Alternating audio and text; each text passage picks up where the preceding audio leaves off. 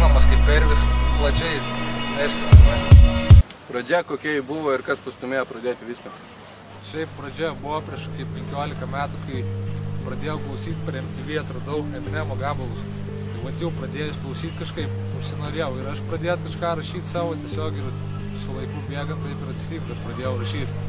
Esi žinomas dėl ne vieno bendro gabalo kartu su DHC, dar iš seniau žinomų kaip Simų.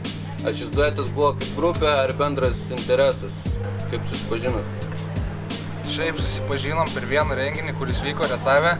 Jisai sugalvojo pats susipažinom, ta prasme, pačiam betle.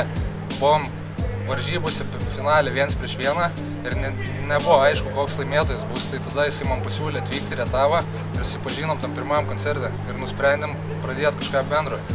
Jau nepaslaptis, kad esi pakviestas teisėjauti RBOB, tai Rap Battle Online Beginners, gal turi kokių tai lūkesčių?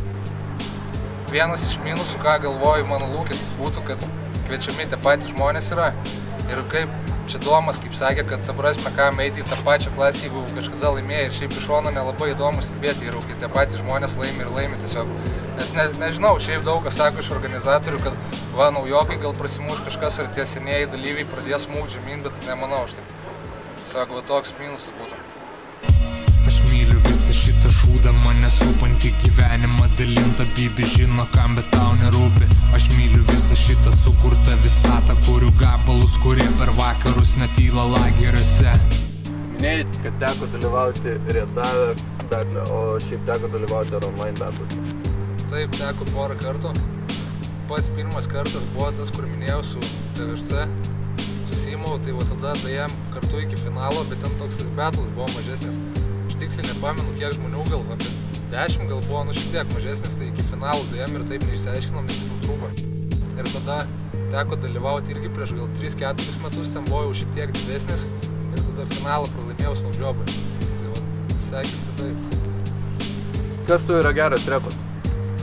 Man geras repas yra, kur yra stipri lyrika. Man pagrindė tiek ir tai reikia, muzika nelabai svarbi yra, man nėra taip, kad kabliuotų bitas ir tada geras repas bus, man svarbu lyrika yra. Vieną geriausių reperių įvardink. Iš Lietuvos man palei tekstus bent jau Erkė yra visiškai viskas tikrai. O užsienyje? O užsienį šiaip nežinau, vis dėlto man tas Eminemas kaip nuo vaikystės patiko, tai man jo tekstai toliau patiks tikriausiai. Artimiausiuose planuose kažkas yra numatyto, mixtape'as? Šiaip dabar dirbu prie vieno ir galvoju padaryti apie 10 gabalų gal maksimum.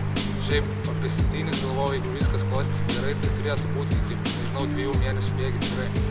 Kokią mintį, idėją ar ką reprezentuoja tavo kūryba? Kūryba reprezentuoja, kad žmogus kažką rastų savy, kai jam yra neliūdna tiesiog, kai visiškas grūzas. Ir dėl to tekstai gali būti daugumai nesuprantami, nes mano paties toks gyvenimo būdas dažniausiai, sakau, tamsesnis yra. Ir aš ieškau to kažko, kas padarytų laimingesnį, ta prasme, ir noriu, kad mano tekstuose rastų žmogus kažką tokio, kad pasijūstų laimingesnis. Tai yra būtent saviraiška? Nu šiaip, jo.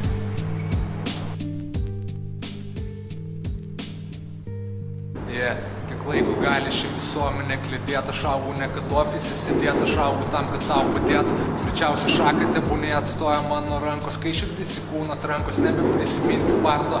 Įdomu, gal to dar kažkiek padėt galėčiau, nes dažniausiai rankoms skėsčioje ne tas, kur nepamatė tėčio, padarė norus spėčių, negalvojęs ar galėčiau, jei ne tu bandyk atspėt, kur aš dabar šiandien sėdėčiau, patark man kartą, kaip pakelt akis per darganą. Prasitarėjai, kad gavai pakvietimą iš poros žmonių gyvenančių UK daryti grime.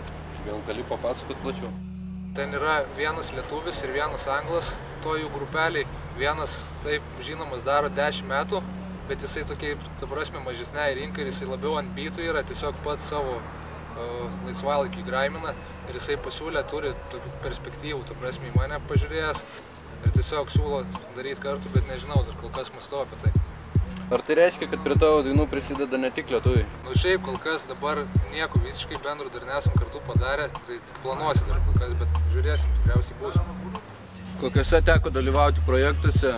Buvom darę savo praeitais metais, užpraeitais metais darėm vinyl rekų, tai čia buvo Kintuose, gamtoj, tai buvom Domų pasikvietę, Alter Ego, tai tokie savi labiau ir tas repas šiek tiek tamsesnis, tikresnis buvo tenais. Tai vat, tas renginys taip patiko iš tikrųjų, nes nesitikėjom, kad tiek žmonių ateis. Iš vis mažai tų reklamų buvo, tą renginį tiek, bet surinko tikrai daug žmonių ir įdomu labai buvo. Tai čia buvo, ko gero, vienas įsimintiniausių. Nu šiaip, jo, toksai, nes tikrai gamtoje irgi taip pirmą kartą teko dalyvauti ir dėl to įsimintinas. O šiaip pagrindė visi renginiai per šarį tam būna tie, kur pakviečia į Kyvius, į žvejų barus, tai tokie čia tie renginiai. Linkėjimus perduosiu savo komandai, Vinyl Rekams, toliau visiems žmonėms, kuriais supažinau čia, prie visų, kurių prisidėjau, kurie man padėjo, toliau linkėjimai visiems artimiems žmonėms, tai tiek.